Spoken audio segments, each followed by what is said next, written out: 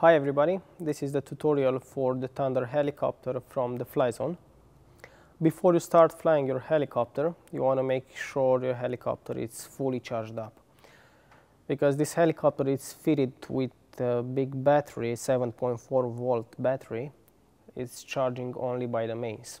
So you're provided in the box with the mains charger, as you can see it here, and you also have a charging box. You connect the mains charger on the charging box on one side, and then you connect it on your helicopter. So if I'm turning around the helicopter, you can see the white thing here. You connect it on the charging box. When you plug it in on the mains, you see where it says the power, the red light will stay still. Now when the helicopter is charging, you see here this says charge, you have a green light that it flickers. So it goes on and off for the full time that the helicopter is charging up. After the helicopter is fully charged up, you unplug the charging box from the helicopter, and then you have the red wire that's also from the battery. You have to connect it on the helicopter, as you see over there. You plug it in on the helicopter, and this way the battery is connected on the helicopter. If you look on the remote control, you see all these buttons here on the remote control. To fly off the ground, you have the throttle on your left hand side. So the throttle, to fly off the ground, you take it up and you take it down. For the directions, you have the right hand side lever. That's forward. When you press it against you, you press it towards you, so holding the remote like this, pressing towards you, that's backwards. You have turning right when you take it to the right, and turning left when you press it to the left. On the remote control, there's some different settings as well. So if you look here, for example, at the top, you see quick and slow. Now, what does it make a difference with this button?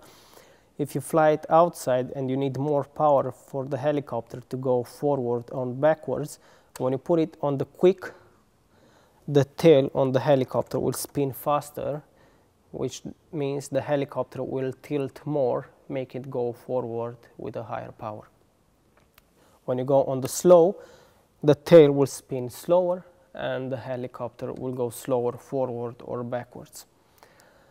Also here, you see this knob here go left and right. So when you fly a helicopter, if you see the helicopter spinning, slowly goes to the left or slowly goes to the right, you can balance it from here. If you press it to the left or to the right, the opposite direction where you see the helicopter, it tends to spin. Under the direction stick, you have the same function for this button. So this button is doing exactly the same thing. Now under the power button, you have another one that doesn't do anything, it's just for design.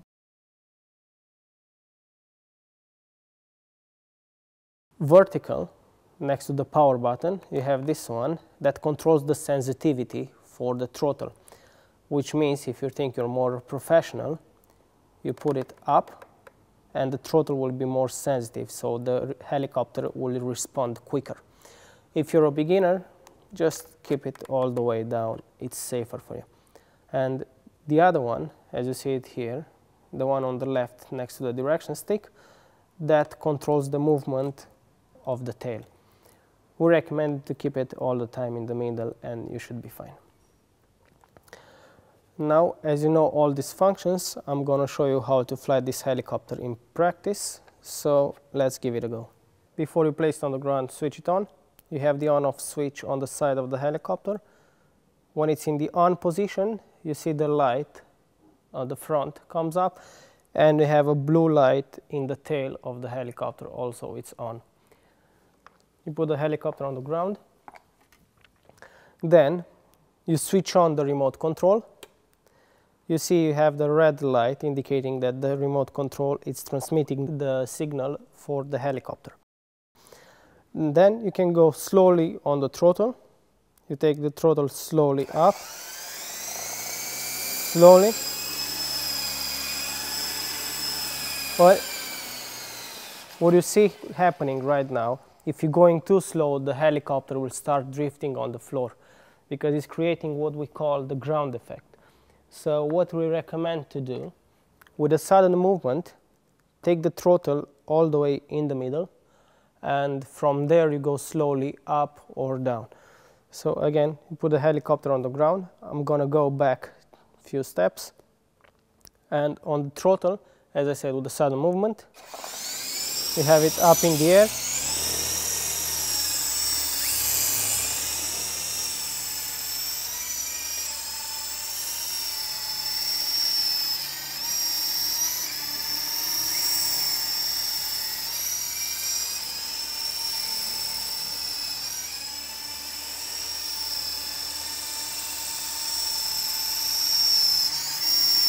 And for landing, you slowly cut the power. Slowly down. Slowly cut the power and you're landing the helicopter. You switch off the remote control.